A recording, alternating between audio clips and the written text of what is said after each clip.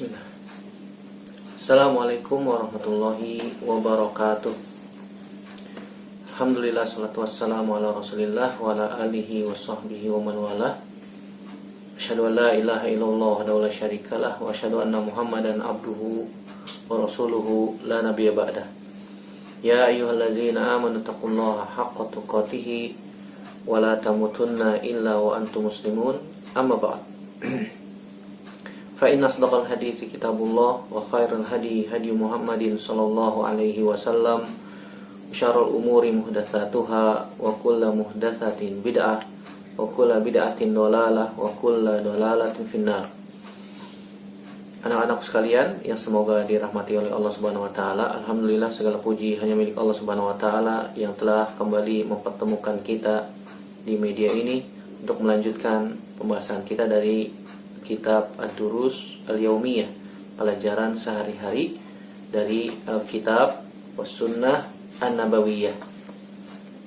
Saya ambil dari kitab Ad-Durus Al-Yaumiyah Minas Sunani wal Ahkami Asy-Syar'iyyah yang ditulis oleh Syekh Rashid bin Hussein Al-Aid Al-Karim. Kita masuk pelajaran yang ketiga, yaitu Fadlu ta'limin nasi wa da'watihim ilal khairi. Keutamaan mengajarkan dan mengajak manusia kepada kebaikan.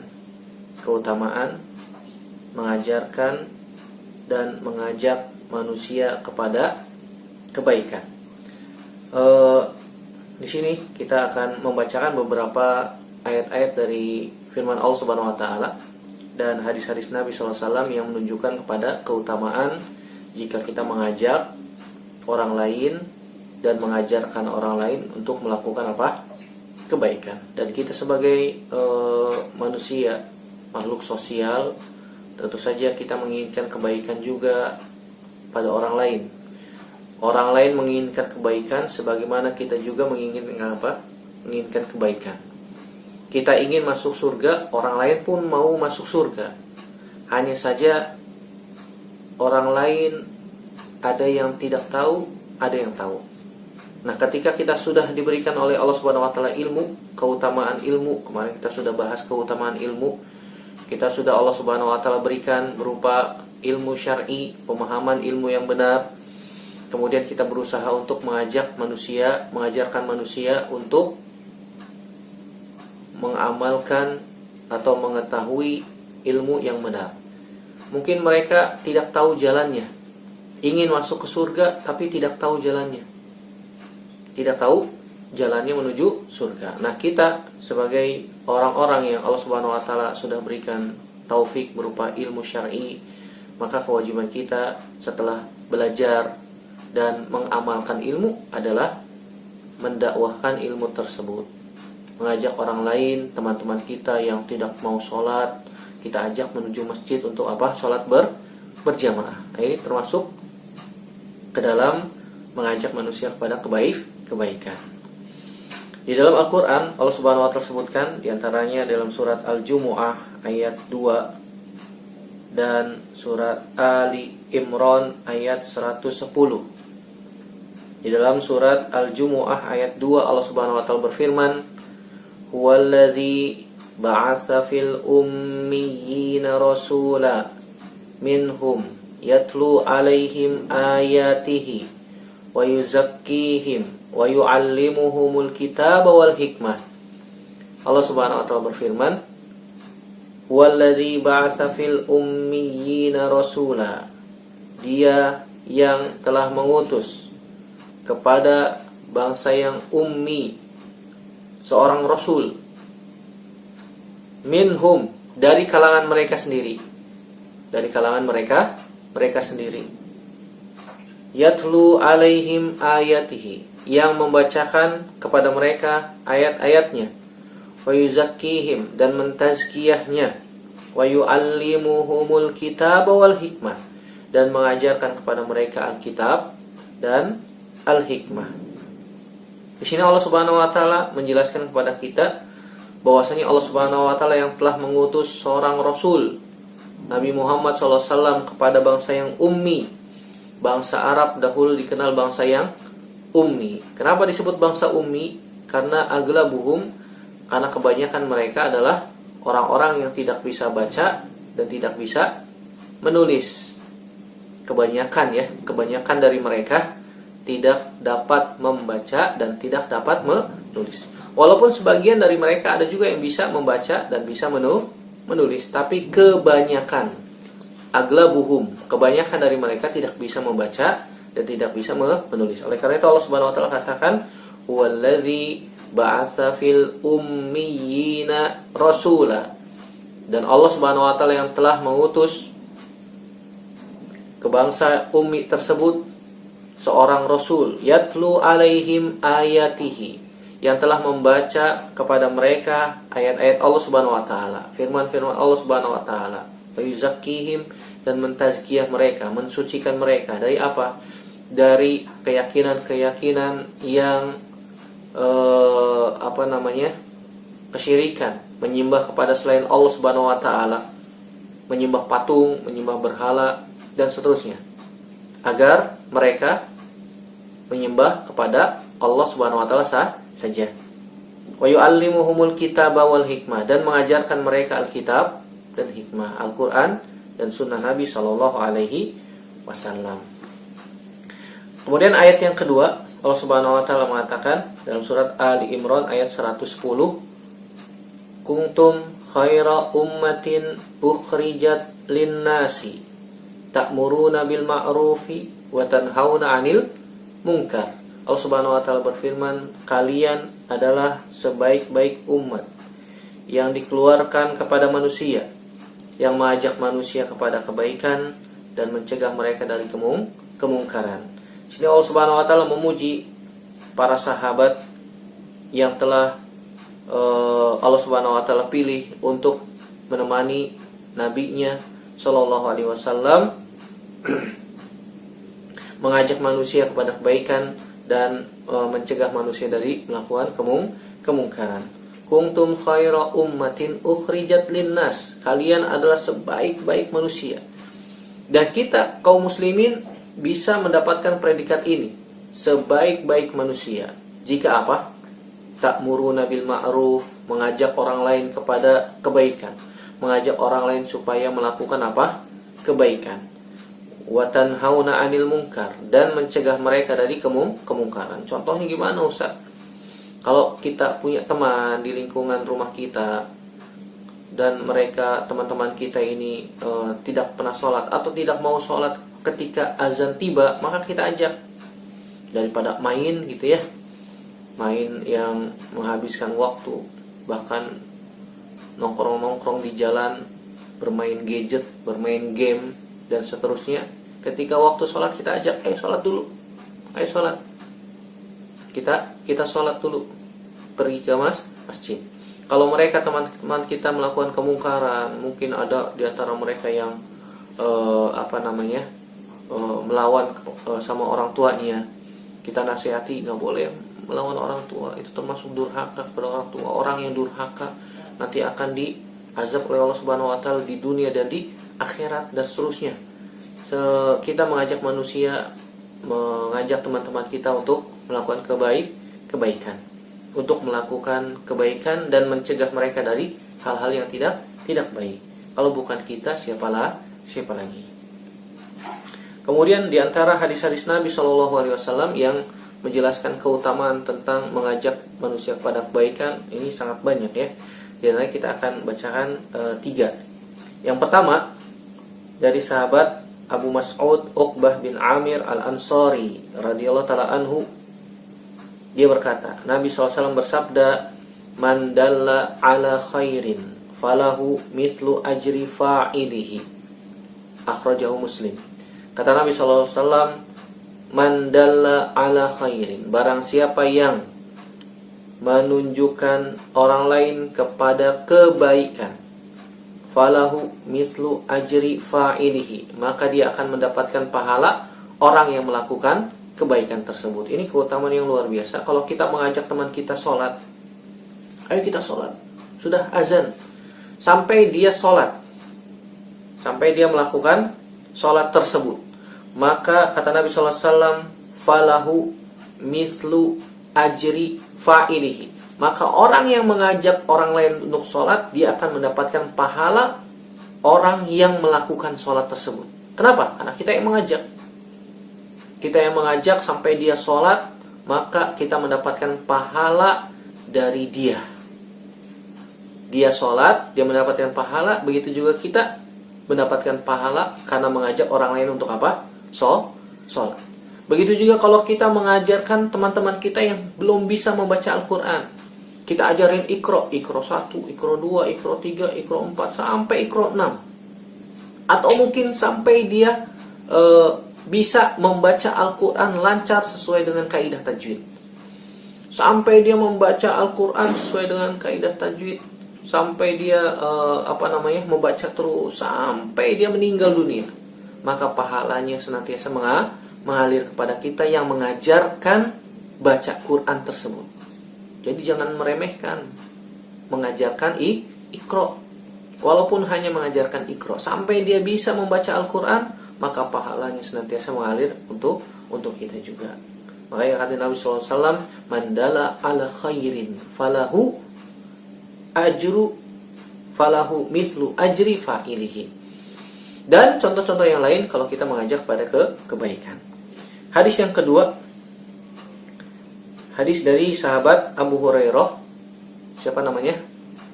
Namanya Abdurrahman bin Sakhar Ad-Dawsi Al-Yamani radhiyallahu ta'ala anhu. Sahabat yang paling banyak meriwayatkan hadis Nabi SAW. Dia berkata, Nabi SAW bersabda, man da'a ila huda kana lahu minal ajri mithlu ujuri man tabi'ahu la yankusu dzalika min ujurihim syai'a wa man da'a ila dolalatin kana alaihi minal ithmi mithlu athami man tabi'ahu la yankusu dzalika min athamihim syai'a. Akhrajahu Muslim.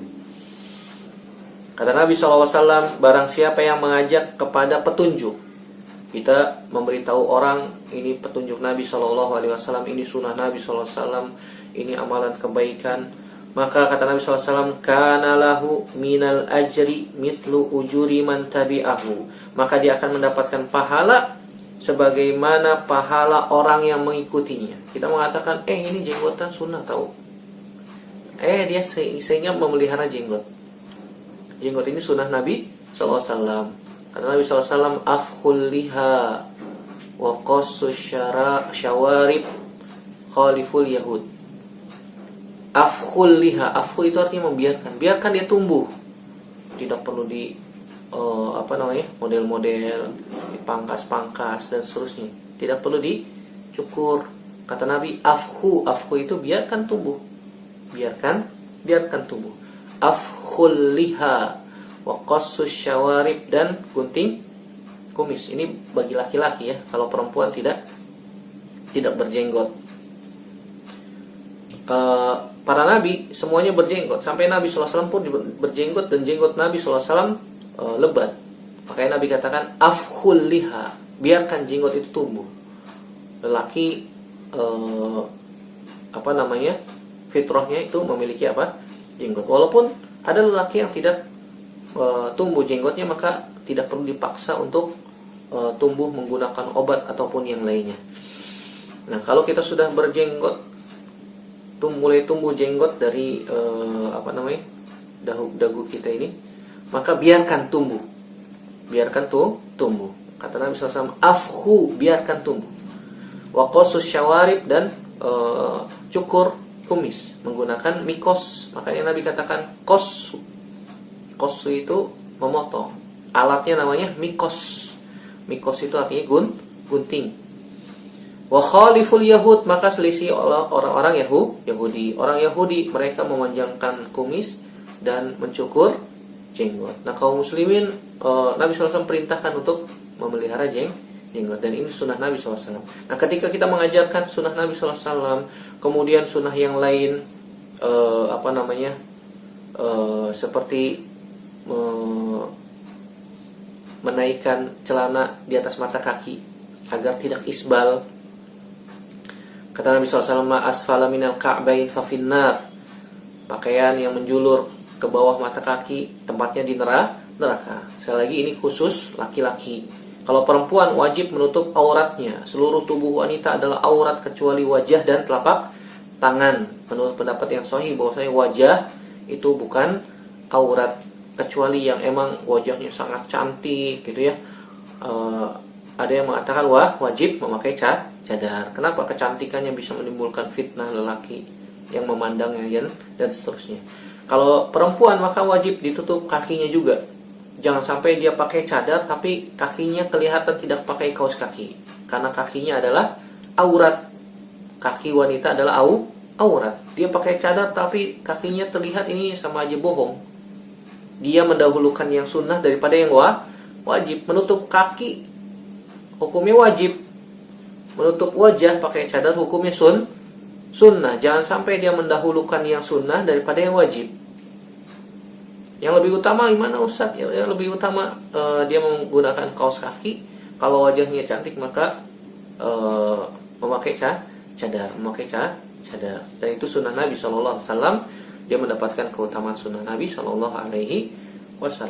Barang siapa yang menunjukkan kepada petunjuk, maka dia akan mendapatkan pahala orang yang mengikutinya. La yanqusu dzalika min ujurihim syai'a. Tidak akan dikurangi pahalanya sedikit pun juga. Sebaliknya kata Nabi SAW, man da'a ila dolalatin, barang siapa yang menunjukkan kepada kesesatan, kana alaihi minal ithmi mithlu athami man tabi'ahu la yanqusu dzalika min athamihim syai'a, maka dia akan mendapatkan dosanya, dosa orang yang mengikutinya sampai hari kiamat, tidak akan dikurangi sedikit pun juga. Ada orang yang ngajarin orang lain kepada kesesatan, perbuatan tidak baik, perbuatan merokok. Dia ngajarin temannya sampai temannya merokok, maka dia akan mendapatkan dosanya, dosa orang yang ngikutin merokok tersebut sampai hari kiamat, tidak akan dikurangi sedikit pun juga. Nauzubillah, nasallallahu salamata wal afiyah. Ada orang lain misalnya mengajarkan pacaran atau minum khamr, minuman keras atau narkoba, maka dia akan mendapatkan dosanya dan dosa orang-orang yang mengikutinya sampai hari kiamat. Atau dia mengajarkan temannya main kartu, main judi. Awalnya tidak pakai duit, kan begitu. Main kartu dikocok, dibagikan, kemudian diajarkan temannya sampai temannya bisa ketagihan sehingga dia melakukan hal itu secara terus-menerus. Sampai dia melakukan judi, taruhan dengan uang, maka dia akan mendapatkan dosanya dan dosa orang yang mengikutinya tidak akan dikurangi sedikit pun juga. Nauzubillah, nasallallahu salamata wal afiyah. Ini keutamaan yang sangat besar ketika kita menunjukkan orang lain kepada kebaikan. Kemudian hadis yang ketiga, Nabi SAW bersabda dari sahabat Abu Umamah Al-Bahili radhiyallahu taala anhu, dan hadis ini dikatakan hasan oleh Al-Imam At-Tirmizi dan dikeluarkan oleh Imam Tirmizi, dan Imam Tirmizi mengatakan hadisnya hasan sahih. Kata Nabi SAW, innallaha wa malaikatahu wa ahlas samawati wal ardi hatta namla fi juhriha la yusalluna ala muallimin nasil khaira.